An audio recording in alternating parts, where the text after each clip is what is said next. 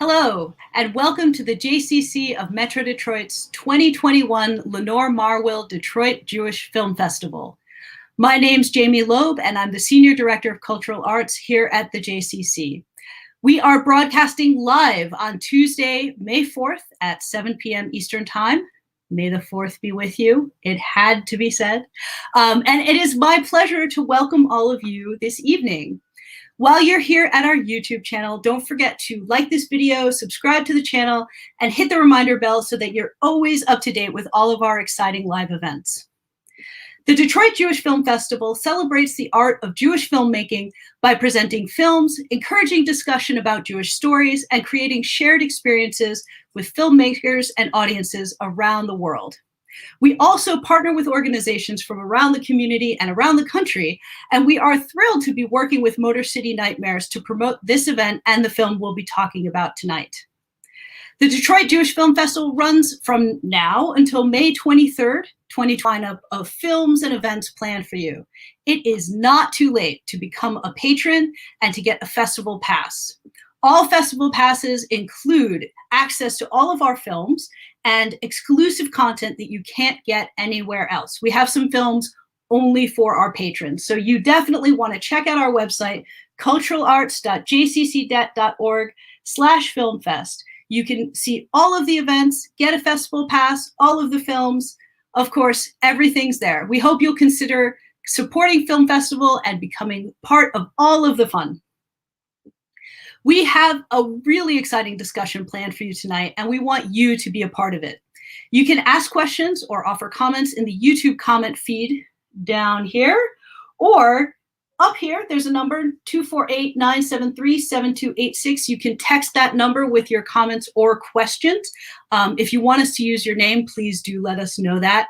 And this number will stay, that number will stay on your screen the whole time, so don't worry. Before I tell you about tonight's events, I want to extend my deepest gratitude to the Film Festival Committee. This has been a challenging year, of course, and your hard work and dedication has made Film Festival possible. So thank you. So tonight's event, we'll be discussing, I suppose also studying, this is a Jewish film festival, the mythology and lore behind the film, The Vigil. The Vigil is a rare treat. It's a horror film that operates in an explicitly and authentically Jewish universe. And that's a rare thing in horror films. So we're really excited to have this film and really excited to be talking about it. Fair warning, there may be spoilers. So if you haven't seen the film and you want to be surprised by every possible thing, maybe pause now and come back and watch this after you've seen the film. We have with us tonight Tommy Brunswick from Motor City Nightmares and Justin Sledge. Tommy is the founder and director of Motor City Nightmares, which is an annual Detroit-based film festival and expo based around horror films. She is also an accomplished filmmaker herself who specializes in, of course, the horror genre. Motor City Nightmares will be back this summer, July 30th through August 1st. So I'll be putting their website in the chat in just a moment. If you like horror, check it out. Justin Sledge is a philosophy professor here in Detroit and an expert in Jewish magic, spirit possession, and other esoteric traditions. His YouTube channel, Esoterica, is a treasure trove of information about arcane knowledge and traditions. I will put that link in the chat as well. It's a great channel. You should check it out. So please join me in welcoming Tommy Brunswick and Justin Sledge. Hi, guys. Hey, y'all. How are y'all doing? Ooh. Good. How you doing? Doing great. Well, I thought that I would start off by first thanking the Jewish Film Festival for inviting us on, and it's always great to be able to talk about film, especially horror film. Tommy and I have gotten to know each other a little bit, and we both grew up on the same kinds of movies. It was a pretty steady diet of like Saturday night scary movies. So it's a great thing to be able to do that kind of to be able to watch one of these great films, really extraordinary film in my opinion, and then talk a little bit about the backstory behind it. So the story, as I'm sure folks have known, especially if you've seen the movie, but also if you're going to see it, focuses around the question of what is called the mazik. Now, Jewish demonology is not a part of Jewish religiosity and spirituality, that you typically pick up at Sunday school or cheder, which is just to say that most people basically don't even know that there are Jewish demons, including Jewish people. Jewish demons just aren't part of the day-to-day life of being Jewish. It's much more concerned about, did you use the right sponge to clean the right plates or whatever. And so demonology is just so far from the pale of what it is to be sort of an average day in, day out Jewish person that most Jewish people don't know that there is a robust literature about demons in Judaism. And of course, there is a robust literature around spirit possession in Judaism. I think many people perhaps have heard of the Dybbuk, but there is also a very long, reaching back thousands of years, about different stories and different techniques for dealing with demonic possession or possession by the evil dead and exorcism.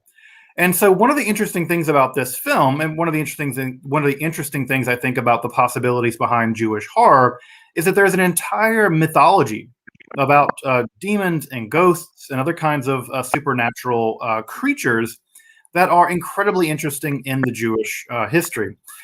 This specific demon that the Vigil deals with is a demon typically referred to as a mazik. Mazik is just from the Aramaic or the Mishnaic Hebrew word that means attacker, destroyer. It can mean something like assaulter. And the mazik in the Talmud is typically just sort of a synonym for a generic demon. The two words the Talmud typically uses for demon is a shade. The plural there is shadim or shadin in Aramaic, or mazik, right? And mazikin in Aramaic and in Mishnaic Hebrew. And the mazik is typically associated in Judaism with desolate places, which is to say there's all kinds of prohibitions around going into ruins by yourself, which I've violated on every possible. I go into every ruin I can find. And also bathrooms, you may be curious to know. The rabbis are very concerned about the maziks that live in bathrooms, toilets, or especially places that are haunted by the mazikim. And what's interesting, and this links back to the movie in an important way, is that we're only given one very clear way to deal with the mazik in the Talmud. Now, there are other ways of dealing with other kinds of demons. There are nocturnal demons that you can deal with using spells and things like that are found in the Talmud. But specifically, the mazik actually is warded off by saying the nighttime Shema, which I say every night with my kiddos, right? Shema Yisrael, right? People say this prayer all the time. Hear, O Israel, the Hashem is one, Hashem is our God, right? And so this idea that by saying the Shema, there's an idea that the mazikim are actually trying to come from above. The mazikim sort of live in the air. They live in desolate places, the air being thought of as desolate. And because of the prayer going up, the prayer goes up and pushes the maziks away from you. And so the prayer has the ability to push the mazikim away. And, mild spoiler alert, the protagonist in this film uses that exact prayer against the demonic force, the mazik, in the film. What's interesting is that the character of the mazik in the Talmud eventually becomes is a kind of demonic entity, but by the writing of the Zohar, which I'm sure many folks know as the principal text of Kabbalah, right? Jewish mysticism. Kabbalah is a form of Jewish mysticism that emerges in the 13th century, and the mazik actually transforms in that text away from being a demon. There are all kinds of demons to be mentioned in the Talmud. Or in the Zohar, rather, there's dozens and dozens and dozens of kinds of demons to be mentioned in the Zohar, but the mazik specifically becomes the demon of people of evil people who have died. So if you've died and you were an evil person and you've returned, your soul is referred to as a mazik. So we have a transformation that happens in the 13th century where the mazik becomes not just a sort of demonic entity created by God in a sort of very complicated way that we can get into if people are curious, but the mazik becomes transformed into the name for evil dead people that come back. And of course, I'm sure many folks know of the myth of the Dybbuk, right? The Dybbuk is also a dead person who, for whatever reason, doesn't terribly want to be dead. I don't know. can't imagine why. And they come back and they possess people, right? The Dybbuk is a person that dies and comes back and possesses other people. So just as a way of introduction, and I'm happy to answer people's questions about Jewish demons and Jewish demonology, how to get rid of demons. Not that I really want to be consulted too much. I don't want to be hired on as your demon getting rid of person. Consult your local rabbi for that one. But if folks are curious about demons and things like this, that would be questions I would be happy to field if you have specific things, how it compares and contrasts, for instance, in the Catholic world, where we're very familiar with the idea of exorcism from films like The Exorcist, how that's very different in the Jewish mythology, the Jewish religious scriptures, but also just the various kinds of things that one can do to ward off these demons, things that one can do to attract them, not that you would want to do that. But there's very complicated rules about Passover, as if anyone's surprised that there are complicated rules about Passover. But because you do things in pairs in Passover, right? You do things in series of 4. The Talmud is very worried about you attracting demons. And so there's all kinds of ways of doing things in groups of 4 that don't attract demons and things like that. Naomi Levin said her grandmother called her a mazik. Yeah. Which is funny because it's not uncommon for Muslims to call their children shaitan if they're being bad, like you little shaitan. And shaitan just means Satan, right? That you're a little devil. And so you're a little demon. And so it's funny that this kind of thing passes on. So, yeah. So at any rate, the film is the Vigil focuses in specifically on the demon of the mazik. And in the film, it deals with the mazik in a slightly more creative way, but it's interesting because it manages to weave a story using traditional Jewish texts, traditional Jewish mythology, but also the trauma of the Holocaust and other forms of trauma to build a really, really convincing world and how this demon, a very Jewish demon, can be plaguing a uniquely Jewish community. This what seems to be a Litvish community there in Borough Park. So what I want to do, and I want to kick it over to Tommy, and by asking Tommy a question, and maybe Tommy can help us because as I mentioned to Tommy in another talk, Jewish and horror film just doesn't go together, right? Jewish people don't really do much in the horror world, right? We don't really watch much in the horror movies. I think I'm really exceptional in this way. And we don't usually associate Judaism and the horror genre, right? And so, Tommy, could you help us a little bit by sort of situating the Vigil and the landscape of the horror genre more generally? Yeah, well, thanks for explaining all of that, because that is the one thing that I know is really interesting, because I've never seen a Jewish horror. I've seen some things on the Golem and things like that, but I don't know how, it wasn't like this. This one really was drenched in all of this great, the religion and all of the different ways of demons, because I didn't even know there were any Jewish demons. I didn't know that there was any like that. So this opened my eyes to so many things, and this movie was so well done, artfully put together, because it really scared. I don't get scared very often, but this was very scary. The way that they did all of the camera work and everything, it really spoke to me a lot of like Asian horror, because it had a lot of those same feelings, and the sound that they would go in and the slow burn and everything. On top of it, the acting was top notch. It was really a good movie, well done. So I would put it in. I don't know if it was as much as a demon. It's almost like a haunting movie, kind of. But because of course you're used to demons with their heads spinning around, things like that. This one wasn't like that. This one was scarier to me because it didn't do that. It was scarier because it like set almost in like reality, and you could feel it through everything, and all of the characters were so real, and it was a world that I didn't know about, because it starts out in these, I don't know if I want to say too much spoilers, but it was great to see the different groups of people that were there that they put together, because I didn't know very much about it at all. And I know this is a great medium to present these things to people. Because the one thing about horror fans is they are diehard. So they will go out, and if they like something like this, they're going to want to research it. And IFC Midnight that picked this up, they are really good at helping filmmakers go to the next level. So I'm really hoping these filmmakers go to the next level, because I would love to dive in and see more horror movies like this, and learn more of all of the different things that happen, because I don't know anything about it. It was very eye-opening for all of the different things, because it is reminiscent of a lot of the horror things that I see that are really top-notch, because it doesn't just give you the cheesy slam monster horror, which I love, but it gives you this real life horror that is, it gets you so much deeper than that. Like this movie, after I watched it, I thought about it for like 3 days after. I mean, I just kept thinking about it, kept going back in my head, and that rarely happens.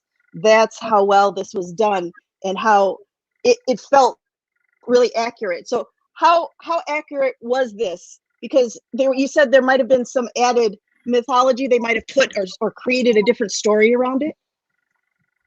Yeah, I think that, so from the mythological point of view, I think the movie was, I think any storytelling, it seems to me, is always going to be riffing on a background of other things, because it doesn't make sense to lift a story out of the Talmud and just retell it. You know, you always, Right. all interpretations add and subtract. And I think that what the real strength of the movie is, it's able to take mythology dating all the way back to ancient Babylon in the year 600 of the Common Era, and then modernize it, right? To put it out of the Babylonian Talmud, which is really it's a rather inaccessible book. For many people I know who are probably watching, the Talmud is a vast volume of literature written in Aramaic. It's very impenetrable unless you basically are in the world that studies that literature all the time. It's a very difficult text to get into. And so what's interesting about this movie is that two things for me. One, it's able to take that literature, synthesize it into something that kind of makes it uses something old, uses something new, and then brings it into the 21st century in a very convincing way. The other thing that I really appreciate about this movie is that almost, I don't know, half the movie-ish is in Yiddish. And and I really appreciate the fact that the filmmakers have a deep sense of what it's like to live in the Haredi world, in the ultra-Orthodox world, what it's like to want to get out of that world. Many people leave the Haredi world and want to leave it for lots of reasons. It's a very strict world to live in. And what they do is really make a compelling, they allow you to enter into a world that's both supernaturally terrifying, and they help you understand it enough to be scared of it. But they also help you into the Haredi world, the world of ultra-Orthodox Judaism, so that in some sense you also have a sense of what's going on there as well. And so I really thought the movie was really well done, because there's so little movies done in Yiddish at all anymore, and that they managed to, and they would like how they would slip in and out of English and Yiddish.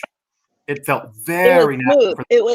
It was very natural, and they put the subtitles up at perfect, and I didn't even falter. That I understood everything, and it was done very well. Sorry, I didn't mean to interrupt. No. I think the fact that that it wasn't like that the use of the Yiddish language wasn't a barrier for you to appreciate the film. It's again testament to how well the filmmakers and the writers did this.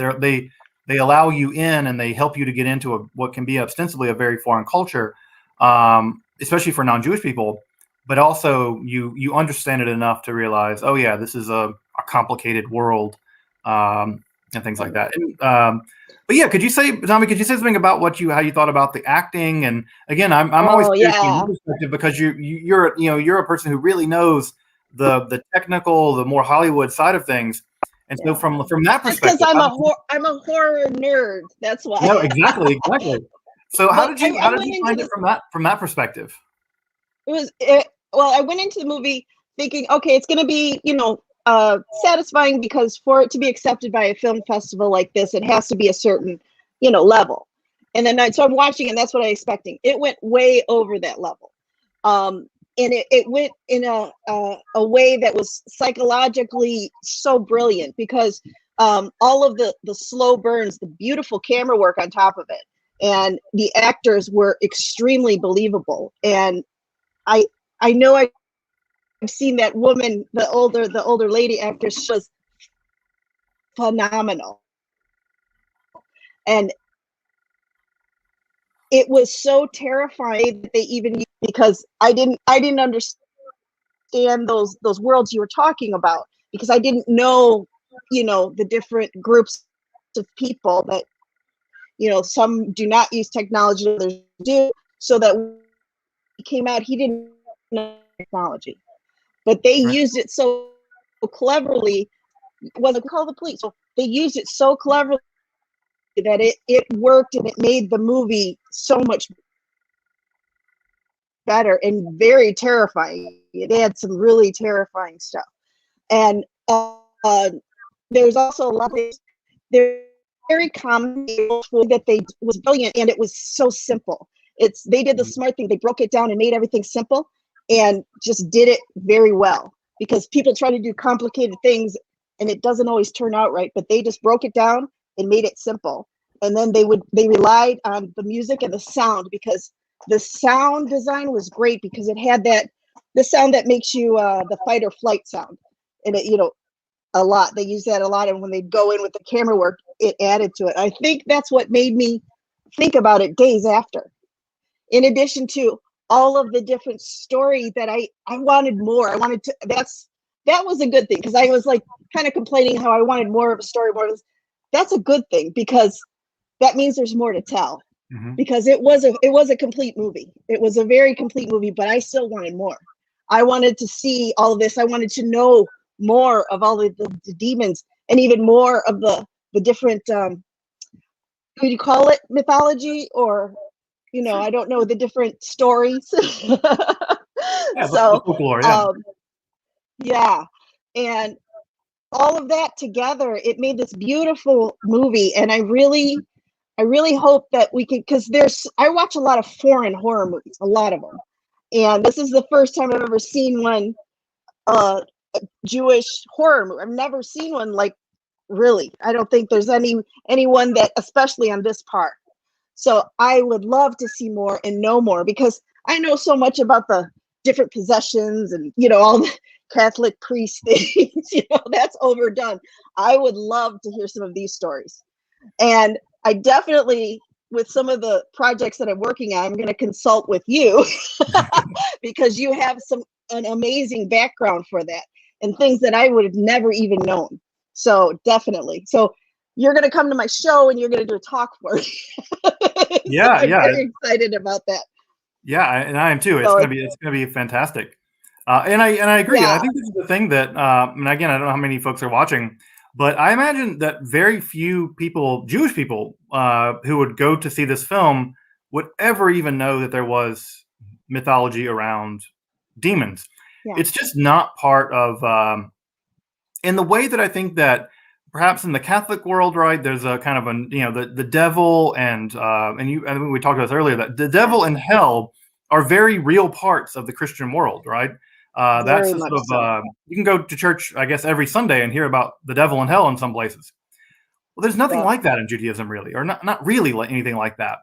And so because that aspect of things, right, the devil and hell and ghosts and these kinds of things, because that's not such a big part, especially of modern Judaism, what's also gone on the wayside is any discussion of angels or demons, despite the fact that that this is an enormous part of Jewish religious history. And it's funny because I teach classes sometimes on Jewish. I taught a class on Jewish angels and demons, and people were like, "There's enough to fill a whole class." I'm like, "There's enough to fill 5 classes." It's just that no one talks about it for reasons we can get into if people are curious about why these Jewish angels and especially demons don't get talked about. We can talk about why we think that happened in the history of Jewish thought. But I totally agree with you that it's just there's so much there to be mined to do compelling storytelling that I didn't even know there were angels also. So there's the angels and the demons, so it's very similar. So there's so many stories that you could pull yeah, out of that. yeah. And That's also really that the cool. and also that the angels are really scary too. There's an entire form of mysticism in the history of Judaism called Merkava mysticism, where mystics try to mystically enter into the palace of God, and the palace of God is populated by all kinds of angelic guardians that don't let people in unless you're supposed to be there, sort of like soldiers, kind of, and they're positively terrifying. They kill people. They lock people up forever. They make people go crazy. There are all kinds of stories where these angels, if you didn't know they were the good guys, right, you'd be like, wow, these are really Yeah. terrifying entities. And so, and also in Judaism, the angels don't look like sort of winged human beings. They often are weirdly shaped, like circles with eyes all around them, and the eyes just move in circles like this. And they're just like wheels, kind of. They're called the Ophanim, Wow. but they're not even angels in the sense that you would think of them as, people with wings. Those exist as well, although not with two wings. They typically have six. So even the traditional angels in Judaism don't look angelic. In fact, they would be, you could easily imagine them looking like a UFO or something. So I just think that there's, again, so much. I think of the movie Fire in the Sky, which is, I think, a really great Oh, example of yeah. a horror film that's also a sci-fi film, or, and I Yeah. think that you could do, that a person could see an angel and it'd be a traumatizing experience, to say the very least. Yeah, because well, I I in high school I read Chariots of the Gods. I don't know if you ever Mm, know what that is. mhm. The whole ancient aliens on TV is kind of based on that. So that was always fascinating to me to put things like that together because who would know the difference? Right. I think that is so cool that um that's why I am definitely craving more. I am hoping that IFC takes care of these filmmakers and Yeah. make sure that they make another one because they it was so well done. The acting was really well done because that lead actor, you could feel his fear, and that's what scared me the most is his reactions. Mhm. He made me feel that, and that's a good movie because I rarely feel that about something. And going into this not expecting it to be very scary or anything, it really was. And I think it's because it's unknown to me because I can watch The Exorcist and things like that, but I grew up with that stuff. This I haven't, so it's very unknown to me. So it evoked this feeling in me that I rarely get with Yeah. and that's strange because I watch a lot of horror movies. Yeah, yeah, and I think that part of what the movie does really well is deal with, and of course, in the Jewish world, the conversation around trauma, the historical trauma of the oppressions of the Jewish people.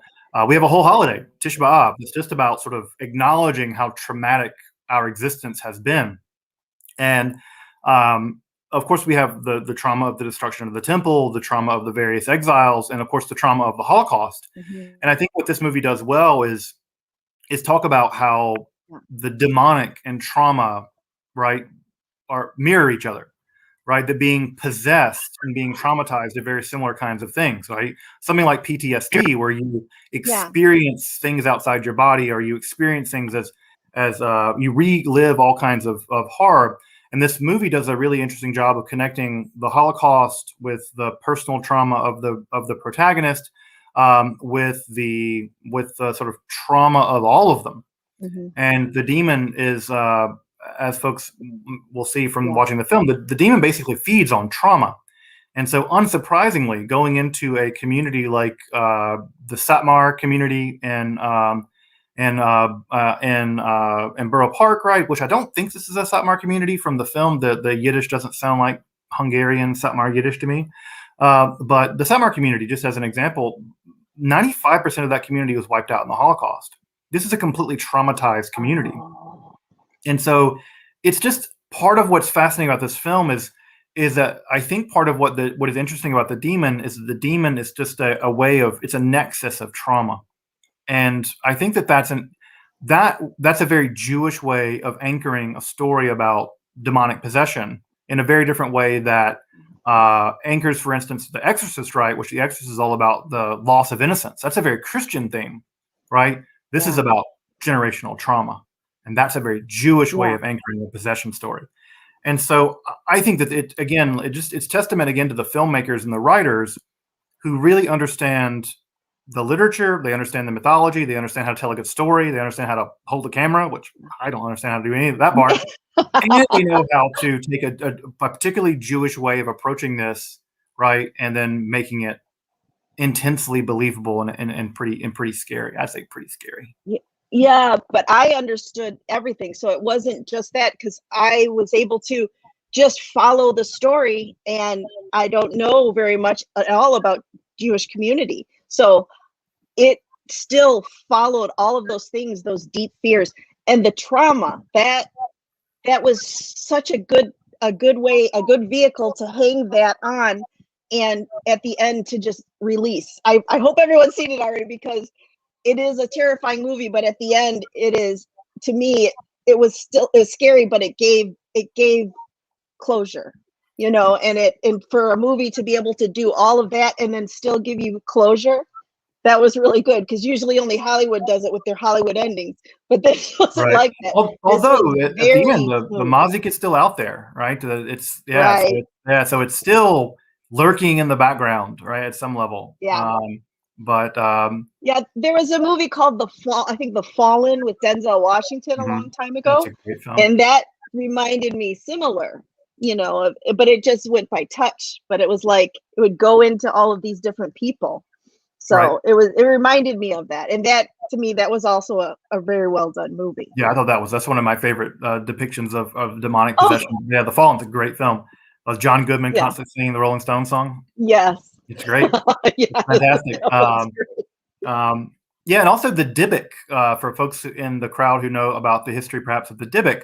The Dybbuk also has to jump from host to host to host. And in some of the narratives about the Dybbuk from the 16th and 17th century, the Dybbuk can even jump into animals. And so the Dybbuk has to always it can't literally live outside of a host. And so it moves from creature to creature to creature, slowly draining it of its life force, and then it has to leap again. And so this idea of that these entities are something like wild animals or parasites is a very interesting kind of they're spiritual parasites. And so to think about the Mazik as a kind of leech, a spiritual leech that feeds on trauma and fear and agony and turmoil, that these creatures are, I think that makes them even more especially terrifying. I think that's a thing. Yeah, so that's a common theme throughout horror. So that's what also, because there's familiar things into me. That's why I was able to follow it, because the filmmakers that made this, they understood the Jewish worlds, putting them together, and they also understood the horror of it and being able to weave it all together. I think they succeeded beyond, and I would love to see them do a movie of a Dybbuk. That would be great. Ones, because can there be more than one in a space? Is it possible to have more than one Dybbuk in a space or in an area? Is that anything? Yeah, the Dybbuk narratives we have, especially from the 17th and 18th centuries, definitely depict that there could be. Sorry, did it freeze? There could be many Dybbuks, right? If there were a bunch of people, and the Dybbuks also are attracted to certain kinds of people, and so one can even imagine a situation where the Dybbuks are competing amongst each other to get a host, which is creepy in itself. I'm already seeing these different stories coming together, and also bringing some of the angels with it. Do they ever interact, the angels and the demons, in any of the stories? Yeah, the angels and the demons interact. I don't think of any stories in which the angels and the Dybbukim, the plural of the Dybbuks. I don't think I know of any narratives where the angels and the Dybbuks interact with each other. But definitely the Shadim, the demons and the angels interact with each other. And what's funny about even the Shadim, the demons in Jewish mythology, is that not all of them are bad. Some of them actually convert to Judaism and become sort of like helpers. So not all of them are even they're sort of like ex-cons. They did some bad thing back in the day, and now they're Now they're reformed, but you could never completely trust them because they always had this, and they always kind of smell of brimstone, I guess you could say. But well, yeah, there are these demons. Just like the ex-cons for real, right? Yeah, they're actually they're these Shadim HaYahudi, like these Jewish demons who are observant Jewish people, which is interesting, by the way. Again, this is probably actually coming from Islamic influence because in the Islamic world they have the jinns, the genies, and Yes, the jinns are made of yeah. fire, and they also can become Muslims. And so there's probably cross-pollination happening between Jewish and Muslim sources about they're sharing notes about their demons, and the Jewish guy maybe cribbed a little from the Muslim guy to fill out some things. So it looks like someone asked other examples of Jewish horror films. May come to mind. All I know is I don't know how much the Golem plays into it, but I've seen multiple things on the Golem. There's even like a movie called Golem, but I don't know how Jewish. I don't understand that story as much, other than made of clay, like. Yeah, so we have the Golem is the famous example right, which is interesting, by the way, because the Golem, there were 3 versions of the Golem made.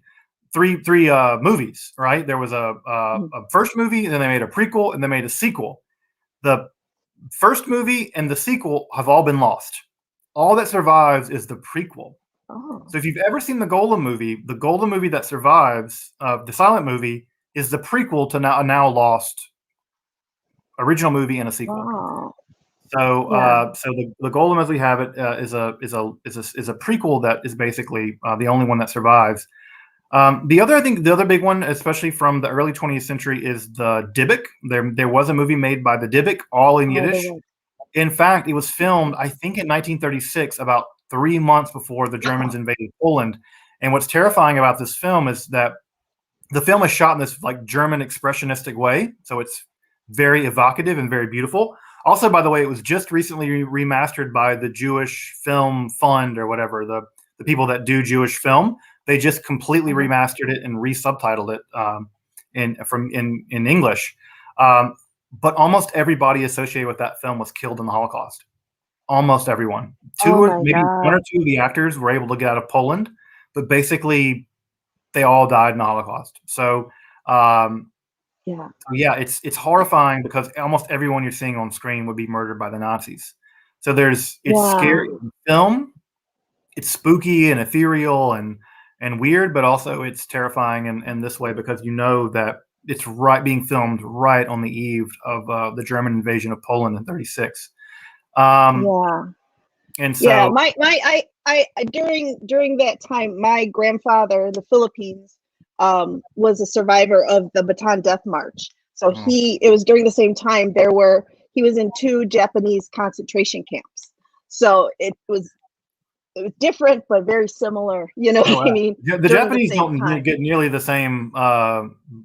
They don't have the same kind of accountability the German. And the Japanese were.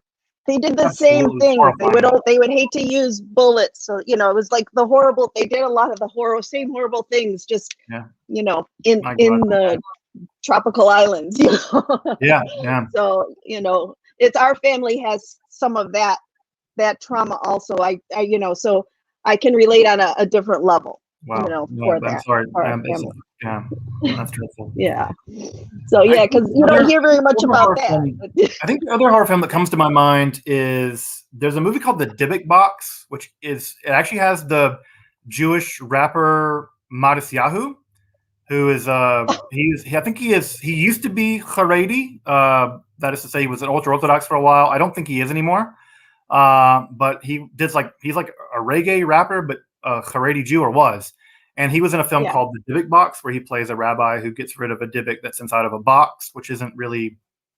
The film isn't very historically related to to Jewish lore. Because it couldn't live in a box, right? It couldn't live. Yeah, it doesn't live in a box. Yeah, something alive, right? Right. Exactly. It's not like a jinn. A jinn probably could, but not a dybbuk, because right. You can put a jinn in a bottle. Yeah, and that's the whole story about that. The 1,000 Arabian Nights. So there's that one, and I would say that it's not exactly horror, but it's close. It's Pi, the Darren Aronofsky film. It's Darren Aronofsky made this early on in his career, who I love, Darren Aronofsky. And he made this film Pi that's about Kabbalah. And it's about a guy who discovers God's secret name, but using mathematics. He uses mathematics to crack the secret name of God, which in Jewish lore has immense magical power, supernatural power.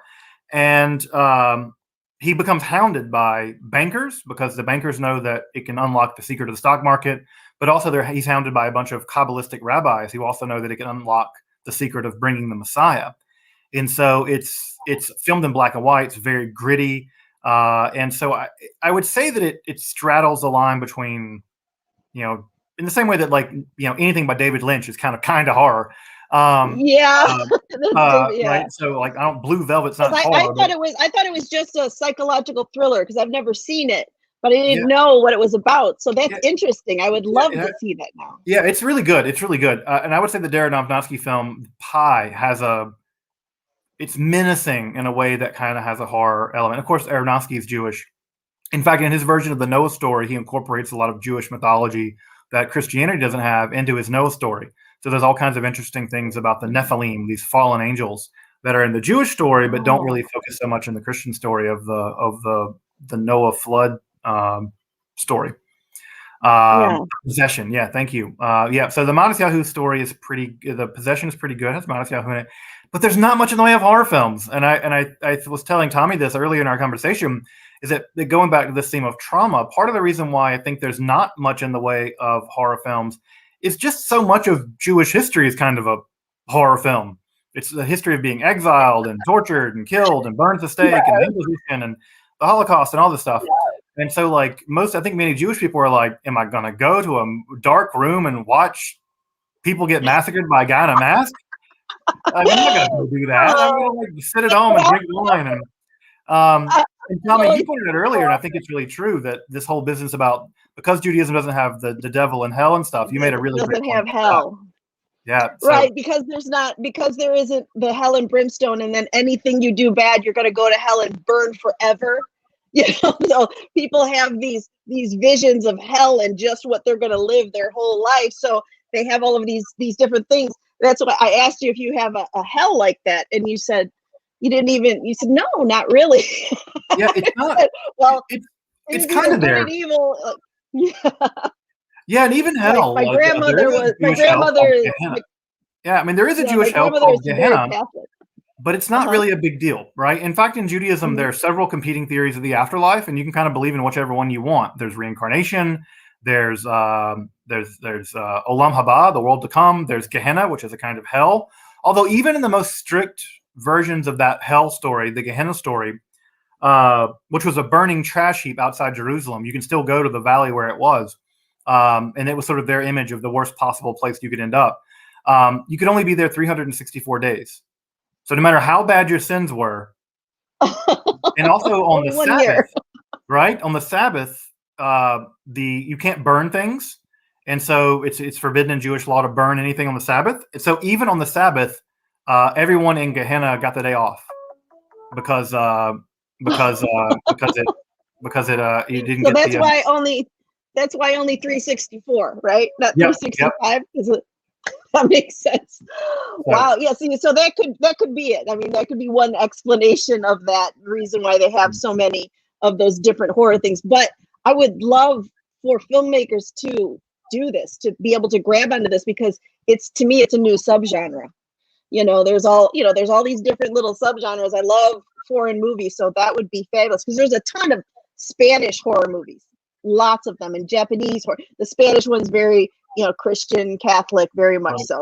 And the Japanese ones go more into their, their cultures and their ghosts, a lot of their ghosts with all the dark hair and mask. Yeah. And I do like Spanish horror too, because of how it especially Guillermo del Toro, how he puts so much in the Spanish Civil War and the horror of the Spanish Civil War. I feel like those movies are Devil's Backbone is one of my very favorite movies. All those films set in the Spanish Civil War. And again, and Craig asked, right, could the lack of Jewish horror be explained by the lack of a need to make things up to scare yourself when there's actually just a bunch of scary people out there? Why need horror movies when you got Nazis out there, right? Right.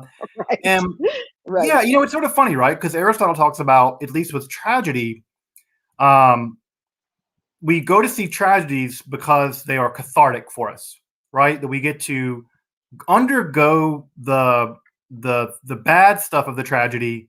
We get to feel all the bad feelings and we get to flush them out of our system, right? They're kind of like therapy, group therapy, right? And so I think that the same idea from Aristotle is also true of horror, that we get to go experience dreadful, horrifying things safely, right? In a safe way. And we get to kind of have the catharsis of surviving, right? There's always the one survivor girl, right? So you identify with the one survivor girl. And in a perverted way, even identify Right. with the bad guys sometimes. Right. And I think maybe that Final Jewish girl. horror, yeah, the final girl, right? You get to be the final The girl. final girl. Which I really like the gender bending aspect of that, because so many men watch horror, but it's always the final girl. That there's kind of a gender bending. You get to identify as the woman kind of thing, which I really appreciate. I know, right? Right. Um, so yeah, I think that maybe, right? I think that, but I also imagine that could just as well go the other way. That part of how Jews have dealt with, could deal with the traumas that they've experienced, or the threat of the Nazis or the anti-Semites, could also just as well be by telling stories about them, where they become these sort of demonic characters, or demons sub in for anti-Semitism or racism. And again, of course, right, Jordan Peele has done this really well with his most recent films, right, where racism, right, functions as a way of as a horror functions as a way of doing race. And I think that Jordan Peele did a really great job with that, with Get Out and other things. And I think that easily Jewish filmmakers could do something similar with the ongoing realities of anti-Semitism. Yeah, because it's scarier now in society, especially the US, more than ever, because I'm Filipino. I've never really had as much hate towards me as I do now. I've never had that, like it's really apparent because of all of the white terrorists, all of those, the white supremacists, all of the, sorry, Trump supporters. I don't know what you mean, but it's been toward me and my families. I'm luckier than some of my other families because I'm light skinned, but they don't care if you're not Chinese, but they start just, spitting things at you. So it is the same. It's like it has come. I think it was always there. I don't think it's come back around. I think it was always there. It was just always under the surface. And that, because I remember being a little girl living in Michigan, in Livonia, I was the only there was an Asian little girl, and I had a Latino, and one of my best friends, she was Jewish, and that was everyone else was white, and that was it. So I was always kind of on the outskirts, and especially right after Vietnam, I wasn't treated the best either. So now is a ripe time to tell stories, because I really think that, because it does help, just like you said, it is cathartic. Watching Get Out, things like that, you can identify with that on a different level, and that's what I think these stories starting to be told in this little subgenre can grow, and it can be real, because there's so many interesting things within all of these stories. I totally agree. Yeah, I mean, horror is, and again, Tommy, I'm speaking of the choir here, right? But horror is one of the ways of expressing a society's greatest fears and anxieties. And if we're not afraid of racism and the kind of evils that racism can perpetuate, then we're not really looking at history. We're not really looking at.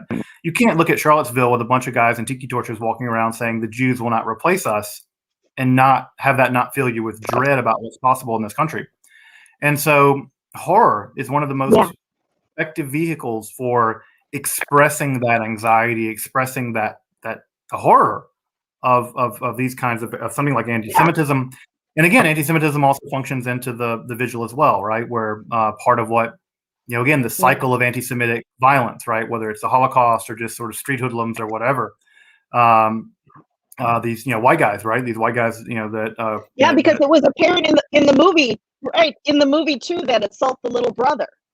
That was, you saw that, and that's it. So actually, George Romero did a talk before he was making Night of the Living Dead with the African American lead. And the night that he put the movies in his trunk to drive to New York to start showing it at theaters, because he's driving them to theaters, that was the night that Martin Luther King was shot. Yeah. And he remembers that because it was like that moment, everything kind of changed for him, because he did this just because, you know, the guy was a really good actor and it didn't matter. But now it made a point, you know, Right. and it just fed into that. So, Yeah, and he was Romero, able right? to do that with that genre. Right, Romero, right? We have the you know, sort of the anti-consumerism of Dawn of the Living Dead, and then the anti-militarism of Day, and again, like him using again horror as a way of doing social commentary. I think people really downplay horror as a genre. I think that people think it's sort of a lowbrow, you know, slasher genre. But I think, and I'm sure you and I, again, I'm preaching to the choir, but it's an art form that is able to capture and express some of the most important emotions of human beings: fear, anxiety, Yes. dread. Present them in often very beautiful ways, sometimes often very horrific ways too, right? And there can be a fine line between those two things, the grotesque and the beautiful, right? And we think of Guernica by Picasso. And I think that horror does that really well. And I think what the visual does really, really well is that it takes a lot of these very difficult issues in the history of Judaism. It really faithfully puts those issues into a Jewish world, and then it goes to Jewish sources to tell that story. And I think that multiple layering of telling a Jewish story in a Jewish world using Jewish sources, and then it's still being approachable to a non-Jewish audience is just, it's excellent. It's excellent storytelling. I really found the film to be excellent storytelling, and I was really happy to be able to watch it and think about it at length. And it's also a great opportunity to get to know you. So that's also serendipitous. I'm excited because I have a bunch of projects that I'm producing, and I definitely want to use your resource for some of these stories, because great horror is always based on something solid, something from history, something from mythology, something, you know, and then you have a big story to build around, just like you said. But you know, you have the story, but you don't want to just retell that. You want to build on it. Yeah, I agree. I'm very excited, and I'm excited for you to come to the show and do a talk in front of it, because I know you know there are way more horror fans than you think. Oh yeah, army. Don't tell anyone, because you come to my show, you will see so many people that you're like, why would this person be? No. In fact, the police always come through our show because they are huge fans, and they know they get free autographs and everything. So we have a very secure show. Yeah, that's great. I'll just say just one last thing before maybe I guess we're getting close to time, is that for folks in the audience who are interested in Jewish sources about demons, especially in the Talmud, if you're interested in that stuff, I've included a link. It's at the top of the chat there. Thanks for putting that up. That's a Safari sheet. You can click that link. And I didn't put this together. I have to give credit to the person. I think her name is Olivia Tucker. She put it together, and there's no sense in reinventing the wheel. She put together an excellent source sheet on Safaria, and there you can have a lot of the tales about demons, the Mazakim and the Shadim from the Babylonian Talmud, and you can study them both in the original Aramaic if you want to really nerd out. Or you can study them in the English translation there, and the Sonsino translation, which is a very reliable translation. I think it translates a little over translates, but whatever. But it's a really great source sheet if you want to really dive into authentic Jewish sources for demons and demonology from the Babylonian Talmud, either before or after you see the Vigil, which I know a lot of folks are scared. It's a scary movie, but I really, really recommend you see it. Just watch it at noon with the lights on, and it's not bloody or gory or anything. No, it is not bloody right. or gory, so it's not like that kind of scary. But it is. It goes deeper than that, which might be scarier for some people or might not. Just depends. But anyone that wants to do research on those demons and make a movie of it, have them get a hold of me. Because I would love to help make movies like that, because this is a great genre that I'm going to be watching. Well, here at the Detroit Jewish Film Festival, we like to bring people together So we are so happy to have brought together Dr. Justin Sledge and Tommy Brunswick, and stay tuned for their next movie project. But as Tommy said, if you're a filmmaker who's watching, if you know a filmmaker, our Jewish community is very tightly knit. I know some of you know a filmmaker. So have them get in touch with Tommy. MotorCityNightmares.com is the website, right? Yep. They have a great Facebook page as well. So let's make another Jewish horror film, guys. I'm about it. Yeah, I'm all about it.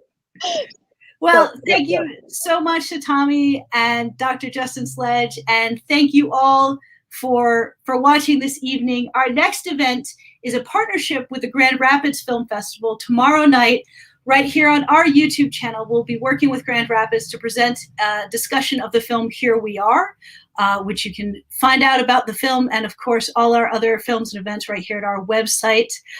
We'll have the lead actor from that film, Shai Avivi, talking about his work, and it should be a great event. That's tomorrow. Tomorrow's Wednesday. Tomorrow, Wednesday, May 5th at 7:30 p.m. And then on Thursday, May 6th, we have our first ever drive-in. It's a free event, but we do need you to register in advance. So go on over to our website and register. Only one registration per car. It should be a lot of fun. 2 Marx Brothers films in the same evening. You can't get that anywhere else. So please join us on Thursday evening, tomorrow evening, and whatever evening suits you. Remember to like this video, subscribe to the channel, and have a great night.